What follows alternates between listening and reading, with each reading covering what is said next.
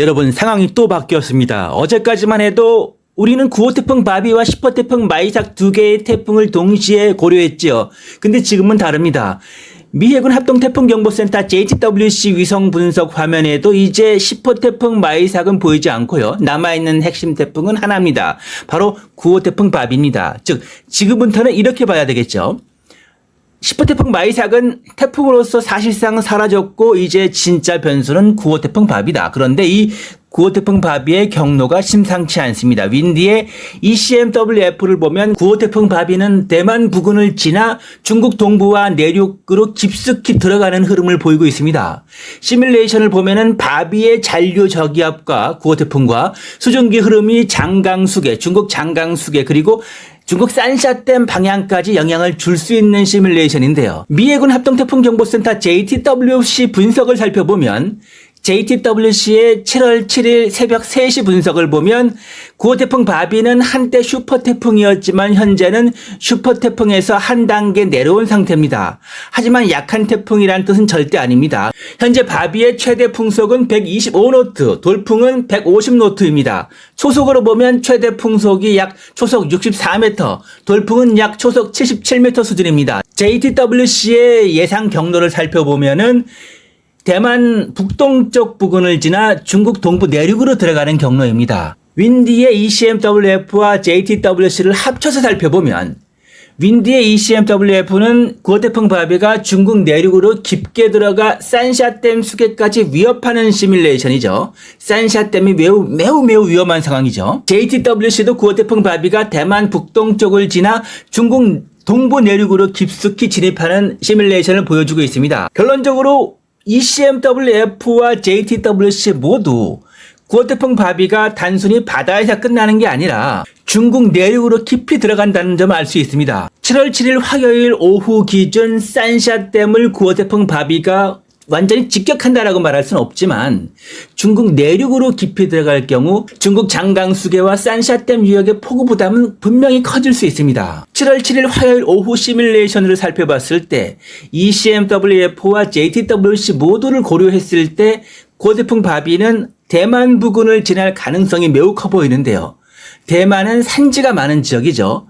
태풍이 대만 산지를 관통하면 중심 구조가 흔들리면서 세력은 약해질 수 있습니다. 따라서 대만은 태풍이 끌고 온 거대한 수증기가 산지와 부딪히면 강제로 상승하면서 폭우가 집중될 수가 있다.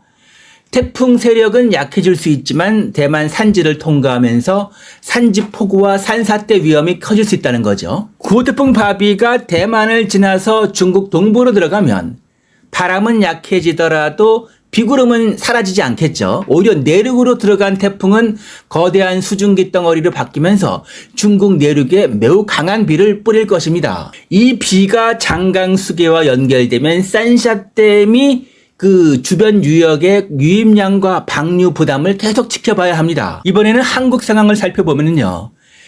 9호 태풍 바비는 지금 중국으로 가기 때문에 한국하고는 상관이 없다고 볼 수는 없습니다. 왜냐하면 한국은 태풍의 중심이 직접 올라가지 않아도 영향을 받을 수 있기 때문입니다. 여기서 중요한 기상용어가 나오는데 바로 PRE입니다. PRE는 Predecessor Rain Event, 태풍 전면 원격 호우 또는 태풍 선행 강수라고 볼 수 있습니다.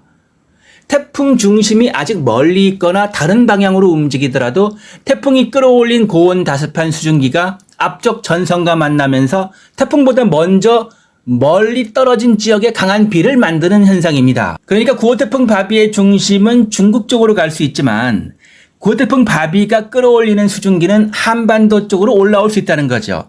그 수증기가 한국의 장마전선, 정체전선과 연결되면 한국은 태풍의 직접 상륙이 아니라 PRE Predecessor Rain Event 집중 호우를 조심해야 한다는 거죠. 한국의 위험은 태풍의 눈이 아니고 이 태풍 전면 수증기가 문제입니다. 9호 태풍 바비가 중국으로 가도 한국의 장마전선은 흔들릴 수 있다는 거죠. 특히 제주도, 남해상, 남부지방, 서해남부해상은 먼저 영향을 받을 수 있습니다. 그 이후에 수증기가 장마전선과 연결되면 충청, 수도권, 강원 내륙까지 비구름이 강화될 가능성도 봐야겠죠. 정리하면은 9호 태풍 바비의 한국 영향은 바비의 직접 상륙은 없을 것으로 보여지는데 현재까지는 JTWC와 윈디의 ECMWF 모두 바비의 핵심 경로가 대만과 중국으로 가고 있습니다. 하지만 이 한국은 간접 영향 가능성을 봐야 한다는 거죠. 이 PRE, 즉 태풍 전면 원격 호우 가능성이 중요하다는 것입니다. 그리고 장마 전선과 구호태풍 바비의 수증기가 연결되면 위험해질 수 있다는 거죠. 태풍의 중심이 한국으로 오지 않아도 장마 전선 위로 수증기가 공급되면 좁은 지역에 강한 비가 쏟아질 수 있습니다. 오늘 영상의 핵심은 첫째, 구호태풍 바비가 대만을 관통할까? 대만 북동쪽 해상으로 스쳐 들어갈까?